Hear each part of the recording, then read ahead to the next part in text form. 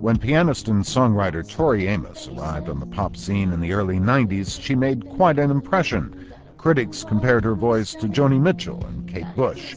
Her songs were hailed as smart, melodic, and dramatic. Her first major label release was an international success.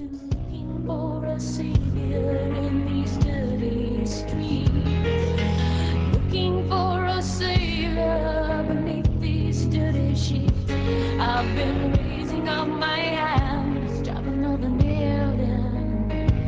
Just what God needs, one more victim. Amos sings very personal songs about religion, sexual coming of age, and rape, among other things. The new album is about America. NPR's Elizabeth Blair reports. Tori Amos's first two recordings on a major label sold millions of copies worldwide. And while her last few albums haven't done quite as well, she is still a favorite with critics. And her raw, emotional lyrics have attracted an impassioned following.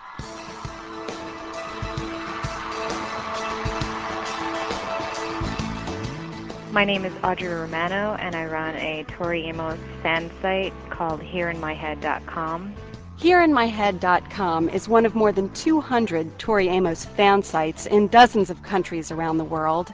The Tori Cathedral and Altar of the Goddess are just two site names that give a clue as to why one critic called some of her fans frighteningly obsessive. But Audrey Romano, who's 26 and an environmental scientist, says the reason her fans are so loyal is that Amos connects with them. One of the things that she's well known for doing is before every concert, she goes out and she meets a group of her fans who have been waiting at this venue for her. She talks to every single one of them and identifies with them. They tell her part of their life story in the 10 seconds that they get to talk to her. And she appears to really listen. Tori Amos admits at first she wasn't really listening. She says she was too busy relishing all the attention those first few albums brought her. Eventually she realized talking to her fans could inform her music. Once you can pull your head out of your own high heel, then you begin to sort of cruise with it. You begin to say, okay. So people come up to me in grocery stores and start talking about their life. Well, pay attention. Take notes. Taking notes from strangers has allowed Tori Amos to escape what she would admit was youthful narcissism and to focus on the complexities of the people around her. She took notes for her new album after the September 11th attacks.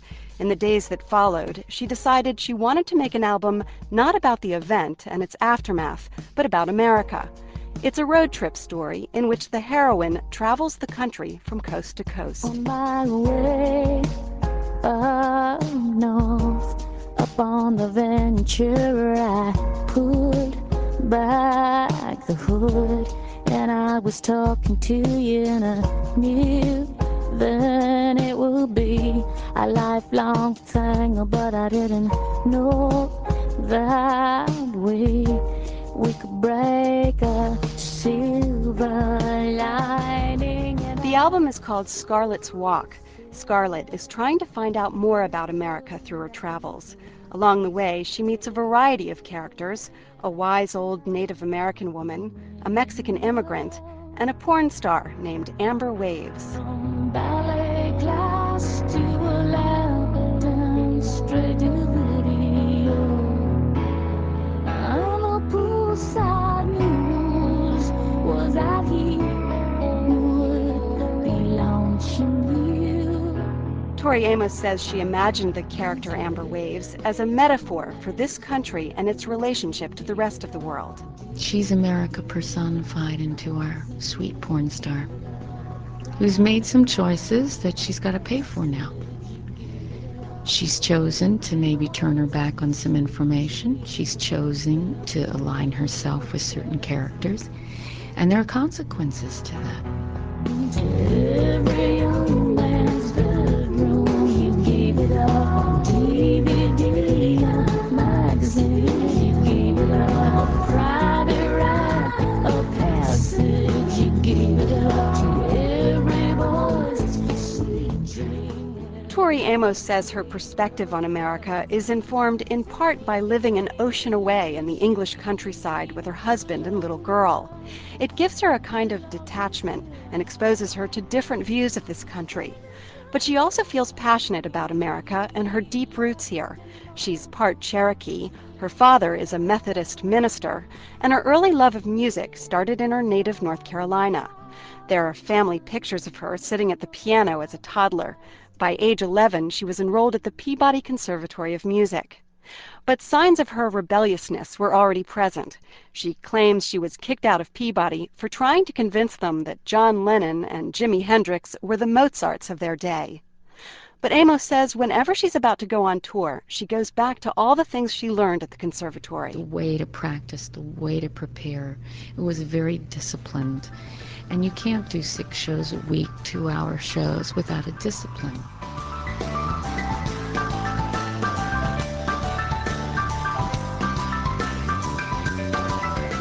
She's always trying to walk that line, I think, between being artistically very adventurous and at the same time, again, speaking to a large audience.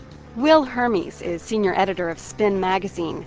He says Amos is a refreshing presence in the pop music world. There are a lot of musicians who are very musical, and what they want to make is complex and nuanced and multi-layered, but they're not really concerned with reaching a mass audience. I think Tori has a sense of mission, so she brings this very complex musicality to the desire of wanting to reach as many people as possible.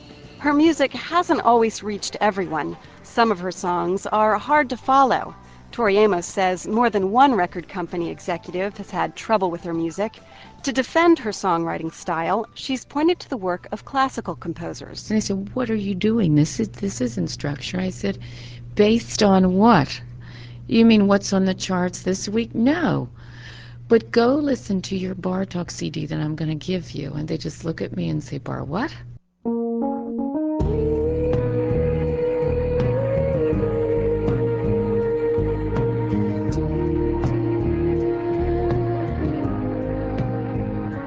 Perhaps one reason critics and fans remain interested in Tori Amos is that she's unpredictable. One minute she delivers a dark a cappella piece, the next a song that sounds like the Beatles. Nothing here to fear. I'm just sitting around being foolish when there is work to be done. Tori Amos says her dream project would be a musical. She gives some of the credit for that idea to her 2-year-old daughter. I've got a little girl who's watching Sound of Music and Mary Poppins 34 years later of when it was written, and it's as potent today as it was then. So I got a little huffy about it in my 20s going, that's not Sylvia Plath, that's not Bartok, that's not, oh, shut up, Tori. So here you are watching with your daughter going, I'm riveted. Now that is quite a form. Before learning how to write her musical, Tori Amos is making her own pilgrimage across America. There are 14 more cities on her current tour. This week she performs in Chicago, Minneapolis, and Milwaukee. Elizabeth Blair, NPR News.